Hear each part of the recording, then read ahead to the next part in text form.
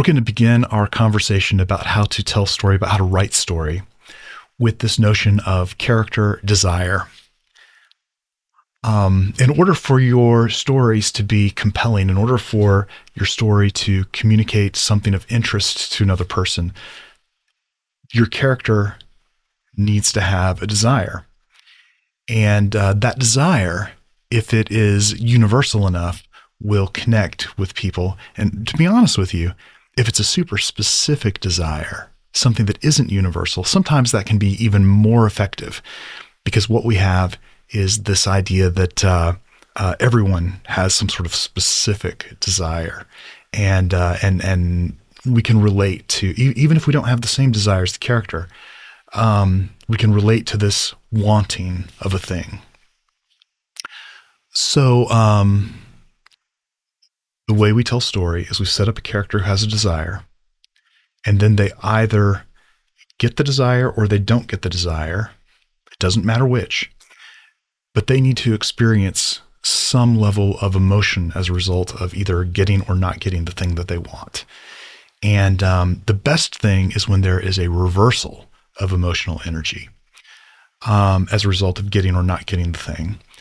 But equally powerful can be a doubling down of the emotional energy. Like if they were sad and they didn't get it, now they're just devastated. They're sad.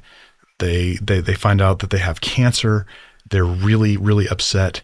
They find out that the cancer's terminal. There's nothing they can do about it. They're devastated. That's a story, not a great story, not a very uplifting story for certain. But that's the structure that we want. And I find that emotional reversals work better than doubling down of emotionalism, but doubling down of emotionalism can work. I'm going to give you my favorite example of expressing this, which was when I told my daughter about this idea. My daughter, I'll probably talk about her a lot. She's the most important person in my life right now. My wife is probably about to tear my hair out for me saying that. But when my daughter, she's 14 now, when she was 8, she came to me having designed this character with some iPhone app. And she says to me that she wants to create a story using her character, and she doesn't know how. And so I told her this business about character desire, and she says, well, that isn't helpful. I don't know what she wants. And I said, well, she can want what you want. What do you want? You want chocolate cake, right? So make your character want chocolate cake. And because your character has wings and a sword, she needs to use the wings and the sword in order to either get or not get the chocolate cake. But she uses those things in order to overcome whatever the impediment is to her getting the chocolate cake. There needs to be something in the way of her being able to get the chocolate cake. And then that's your story, And so she kind of nodded at me. She went away. She said, okay. So she comes back to me a little bit later, and she has this little animation that she built with her phone. And it starts off with this character walking into the kitchen to get the chocolate cake. And when she goes in, the impediment to her getting the cake is mommy standing in front of the chocolate cake, not wanting her to eat the chocolate cake. So Kira's character flies up above mommy, raises her sword, and slays mommy in order to get to the chocolate cake, which I found hilarious because it was such overkill for the desire. I found it preposterously funny. My wife, not so much, but that's how you tell a story. You come up with a character desire. You put an impediment to the desire in the way, and then the character either gets it or doesn't get it based on, and when they get it or don't get it, they experience an emotional change. And that's what's important. Now, I gave you a little bit extra here because this character design had these extra elements. I thought that she should use them, Some great examples of this are Calvin and Hobbes. So in this particular Calvin and Hobbes, by the way, if you don't know Calvin and Hobbes, it's a fantastic old cartoon strip. It ended I believe in the 90s. And the guy who drew it, Bill Waterston, is an absolute genius and did an amazing job with it. I'm going to show you two different Calvin and Hobbes stories before the end of this talk as examples. This one is a reversal of emotion. So Calvin's mom says, "Oh, Hobbes is getting a little dirty, don't you think? In fact, you both could use a bath. Come on, Calvin." And so Calvin's excited because he knows that Hobbes gets a bath by going into the washing machine. And, it cycles around and it's like a roller coaster.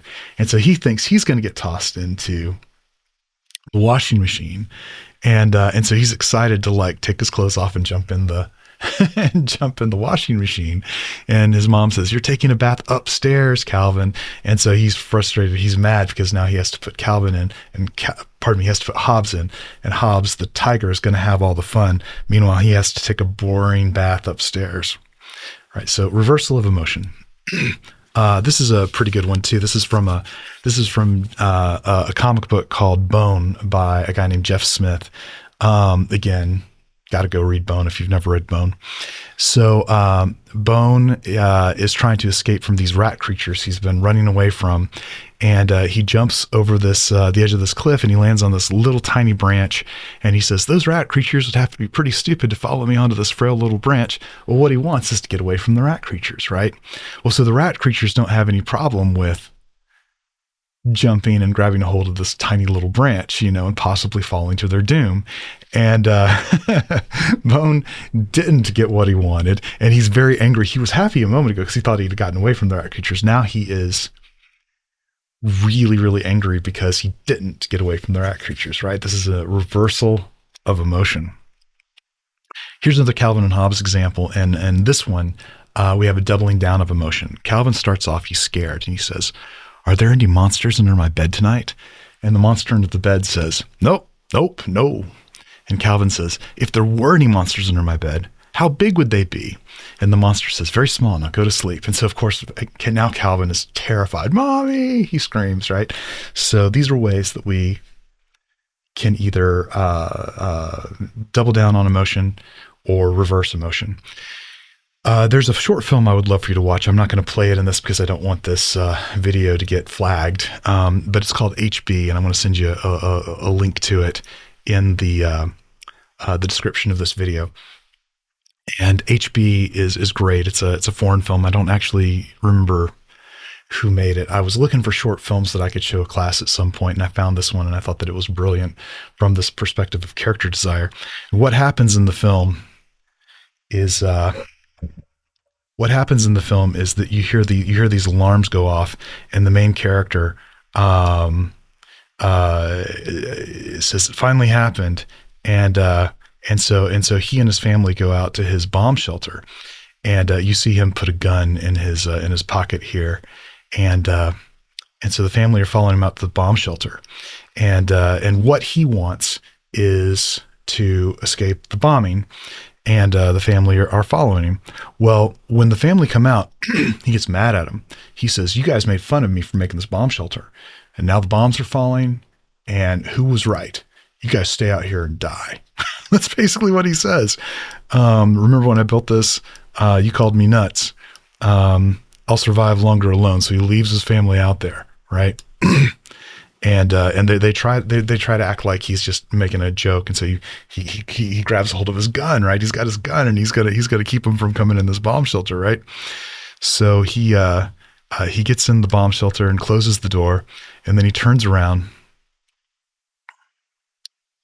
and we see that this was a fake bombing, and that it was actually a surprise birthday party for him.